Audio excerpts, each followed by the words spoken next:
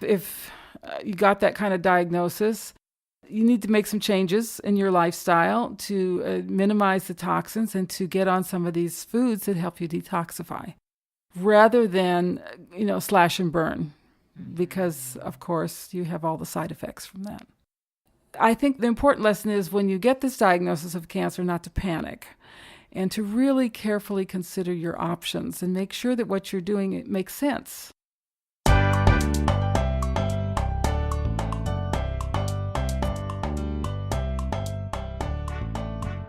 Welcome to the Wise Traditions podcast, sponsored by the Weston A. Price Foundation for wise traditions in food, farming, and the healing arts. I'm your host, Hilda Labrada Gore. This is a bonus episode today, number 107. It will feature the Fall Wise Traditions Journal highlights.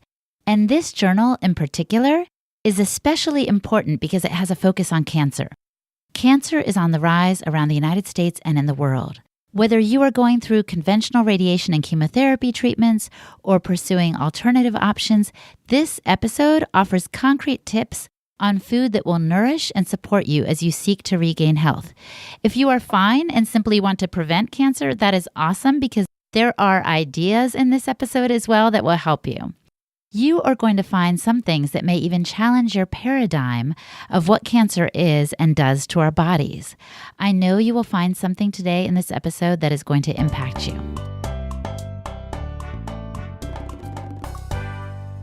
Welcome to Wise Traditions, Sally. Thank you, Hilda. It's great to be back once again. I love these episodes where we go over the journals because they are so full of valuable health information. Yes, and I do want to emphasize that the fact that the journal does come to all our members, and you don't have to read the whole journal. There's something for everyone in the journal, whether you just read the letters, which people love, or the caustic commentary, whether you skip in back to the food features, or whether you just read the advertisements. We've had people tell us that the advertisements are their favorite section of the journal. But I think it's good in these podcasts to focus on the nitty-gritty of the journal, the scientific articles. Yeah, and people can always refer to them or buy them if they want to just buy a solo issue from the foundation's office, right? That's correct, yes. Okay, well, this particular fall journal is focused on cancer, is that right? Yes, it's almost a fool's rush in where angels fear to tread. I've put off doing one on cancer for a long time, but I felt that we really owed it to our membership, and there have been a lot of requests for this. And I want to start off by saying we're not guaranteeing any cures in this issue. We're pointing people in directions, and they have to make the decision for themselves. But we do feel that it's important to consider the alternatives to the conventional treatments. Fantastic. Well, let's dig in. And actually, let's start with your column, which is caustic commentary. I believe you touch on vitamin A. That's so critical, and I've heard you talk about it before. Tell us why it's so important. Well, we always like to talk about new studies on vitamin A because it's our favorite vitamin. It was very high in traditional diet. It's the vitamin that's been demonized today. But this was a study that took place in Africa, and they had 3 groups. One group got vitamin A supplementation in utero. One group got vitamin supplementation after birth. And the third group got vitamin A supplementation in utero, in other words, to the pregnant mother, and then after birth. Well, the first 2 groups, they didn't see any particular improvement or change, but the children who got the vitamin A supplementation in utero and after birth had much higher scores in reading, spelling, and math. So they were smarter kids. They had better brain function. And again, this fits right in. It's another scientific validation of what we're teaching, that the fat-soluble vitamins like vitamin A are so important, not only after you're born, but before you're born to the mother when she's carrying the child. But Sally, you don't recommend necessarily just popping a supplement, right? Because that doesn't always have the same effect as the vitamin from food. Absolutely. Vitamin A, as we have taught, needs to be balanced by vitamin D and vitamin K. And if you take vitamin A on its own as a supplement, you can get some very toxic side effects. So we recommend vitamin A from food, and that means from butter, egg yolks, liver, cod liver oil, seafood. These are the types of foods that carry all 3 vitamins. Now, what else did you touch on in the caustic commentary? What was the thing about cheese? Oh, yeah. I was really caustic about this one, Hilda. So we teach, and Dr. Price discovered that wide facial structure and straight teeth are the result of good nutrition in utero and during the growing years. But there is a school of thought that says this has nothing to do with nutrition, but only to do with the texture of the food. In other words, they're saying that if you eat really hard foods, you will have straight teeth because you'll have strong jaw muscles. And if you eat soft foods, then you'll have crooked teeth.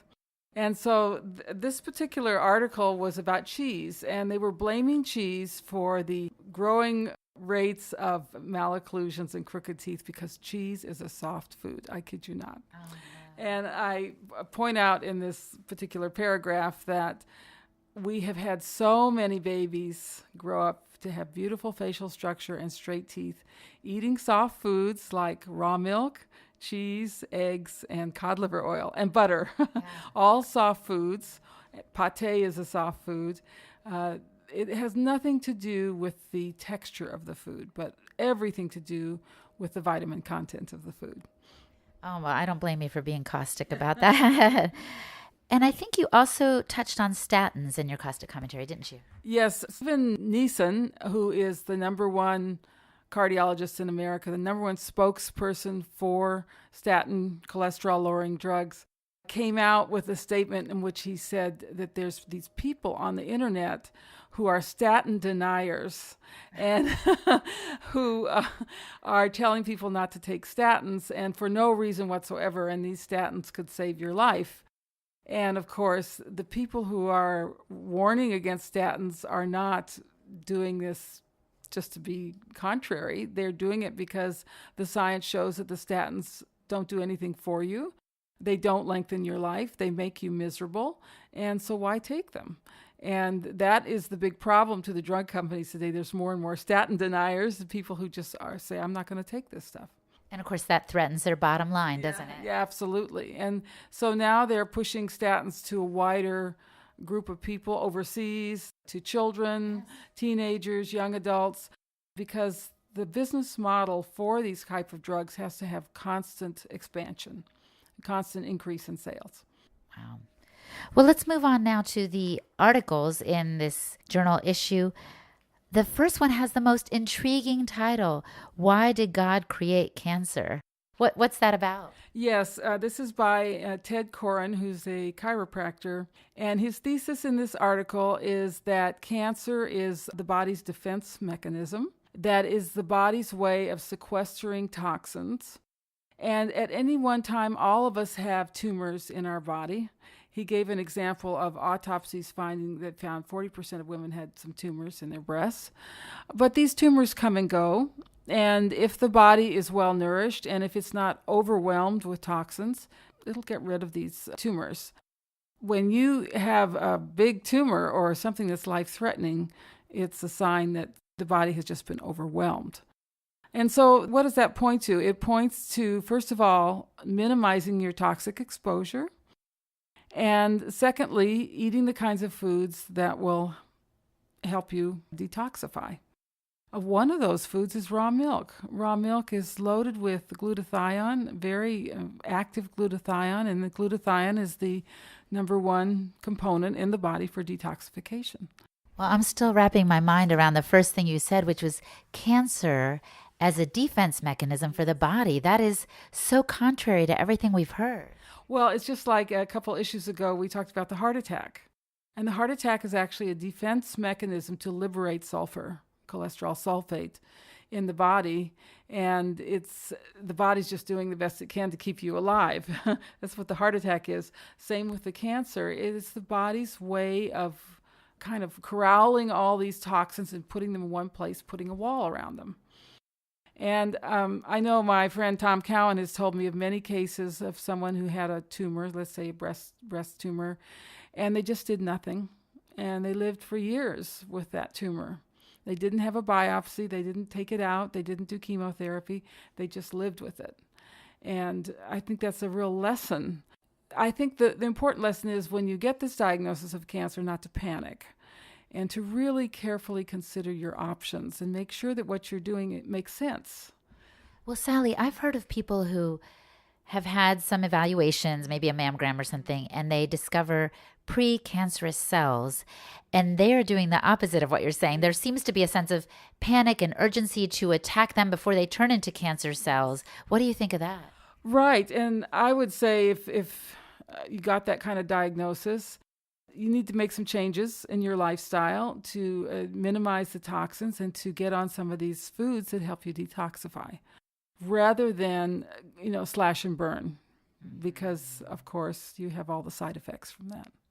And what other recommendations are in this particular We article? have a list of dietary principles for cancer patients to detoxify. They are cod liver oil, because vitamin A is your number one component for detoxification, whole raw milk for the glutathione, gelatin-rich bone broth, a poultry liver, so your chicken liver pate, butter, and lacto-fermented foods. Now, doesn't that sound like the Wise Traditions diet to you? It really does. Absolutely. Well, that's encouraging. Now, the next article is entitled Support for Pediatric Cancer. What does that mean? Well, this is a wonderful article. It's by Kim Schutte, who's on our board and who is a nutritionist in San Diego. And it actually was a case that she had, and it was how she treated this case. It was a child in a Weston Price family, but who was diagnosed with leukemia. Now, the mother did not want to go with the conventional treatment, which is chemotherapy. But they basically said, if you don't do this treatment, we'll take your child away from you. And this happens all the time. You are basically obligated to do what the doctors tell you in the case of a child. They have that power over you. So they did the chemotherapy, but they also did Kim's protocol. And there were several parts to it. One was the diet, which included raw milk, probably the very thing they tell you not to have if you have cancer. But raw milk, cod liver oil, bone broth, liver, all of our principles in spades they did. They did various types of detoxification, including infrared sauna, various things for detoxification, and then some homeopathic treatments, some herbs, that kind of thing. So it was threefold. It was a diet, detoxification, and then supporting herbs and natural medicines. And does Kim detail these in the article? Yes, they're all detailed. She gives all the details of how this worked and what they did. But the beautiful thing was this child never had a single side effect from the chemotherapy. Wow. And he sailed through it. It's over now. The leukemia, if he ever had it, is gone. And the only thing was that at one point the doctor said, well, he's not having any side effects. We need to up the dose. Yeah. And which they did, but he sailed right through it. Wow. Yes. So it sounds like the doctor hadn't seen anything like that before. They really hadn't. And the mother of this child then went on to form an organization, Kick Cancer, and she's spoken at our conference, and there's the contact in the journal article. But she is working with other moms who are in the same situation, where their kids are going through chemotherapy. They can't refuse it. And she's helping them with the supplements and the detoxification and the diet and everything. This is critical because it's more and more of an epidemic. I work at a church, as you know, and you can't imagine the number of prayer requests we have for young people and children with cancer. I think I read something that the first recorded case of cancer in children was in 1940. So this is new. And now cancer is the number one killer of children. Now, it used to be typhoid fever and smallpox and infectious disease, which we've solved. But now it's cancer, and it's just a terrible thing for a child to have to go through. Well, I love that this article focuses on support, because some families may say, we do want to do chemotherapy and radiation or what have you. And regardless of what course you take, this protocol seems like it's very helpful. Yes, and not just for children. And that's why we included it. There's a lot of people who, for one reason or another, just are going to do what the doctor says or what their families make them do. I've seen this also. And yet, here is hope. Even if you are doing the chemotherapy, even if you are doing the radiation, here is a protocol that you can use to minimize the side effects and get you through it.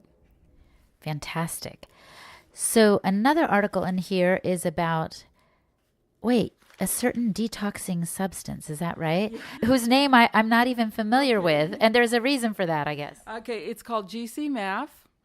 And again, I really had to screw up my courage to put this article in here because, there's this rumor, I don't know if it's rumor or if it's true, that there have been a lot of deaths from holistic doctors, and all of them were using GcMAF.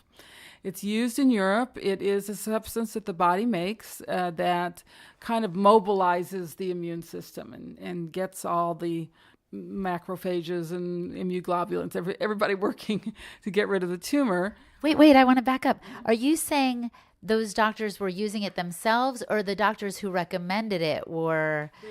They were giving it to their patients. Oh, but then they died. Yeah, so you really can't get it in the States, even though you can get it in Europe. But you can make it. Okay. You can make it with yogurt. So we give the recipe in here, and again, this is something that any cancer patient can do themselves, and they don't have to go to a doctor for it. And it's a food, right? So they can do it themselves. And the idea is, like you said, to minimize our risk of getting cancer, we want to detox from all the toxins that we're absorbing and taking in on the day-to-day. Right, but also if you do end up with cancer, this is a very potent treatment that you can take, that you can do, and you can do it yourself. Wow, so we give the recipe right in there. Right, yes.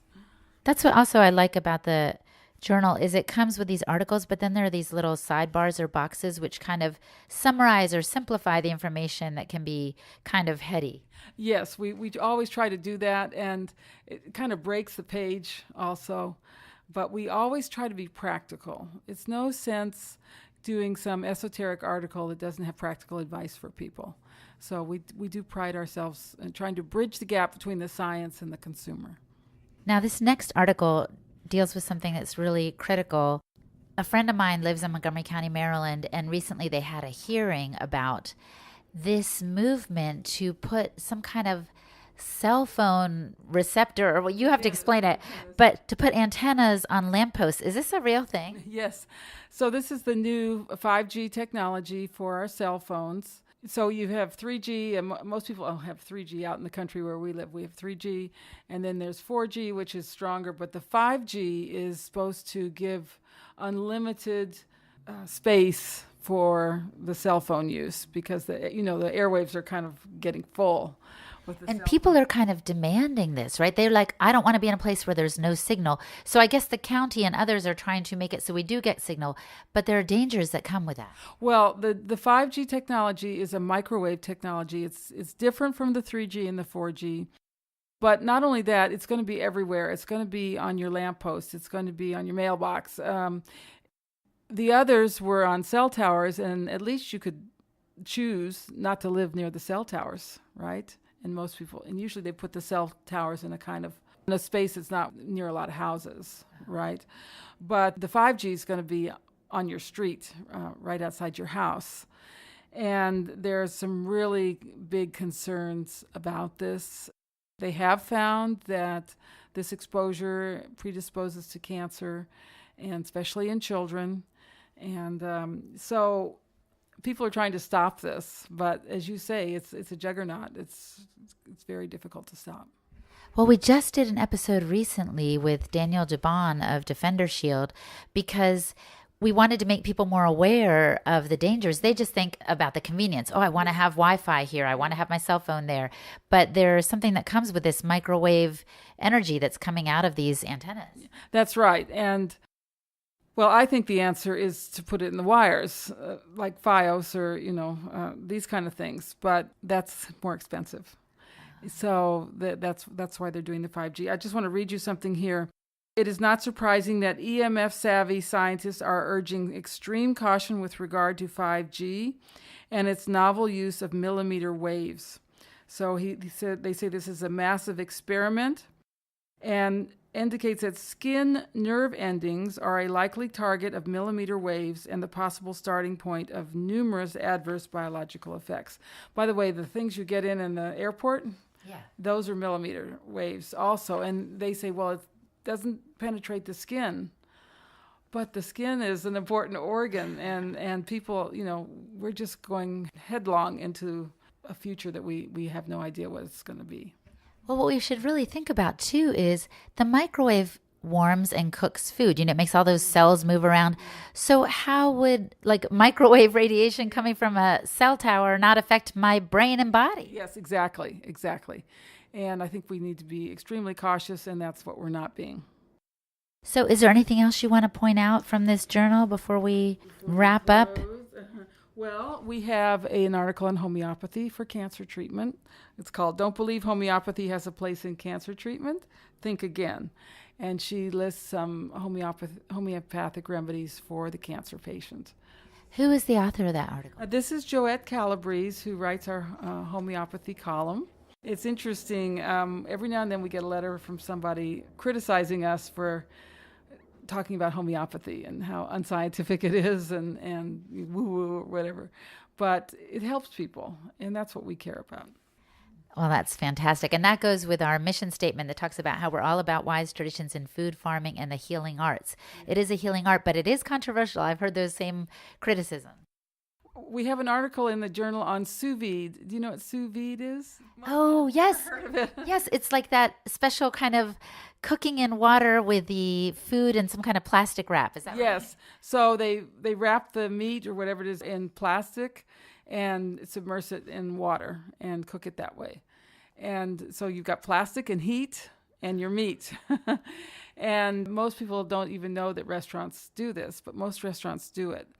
Now, after the journal came out, I got an email from one of our board members, and she said, you can actually do sous vide in glass. And people have developed a way of doing this in glass, and that sounds really interesting to me. So we'll follow up with another article. Wonderful. Hey, another thing I like about the journals are the book reviews that Tim does. Tell us about what he reviewed this time around. Well, actually, Tim and other people do the book reviews, and we did review several books on cancer in this journal.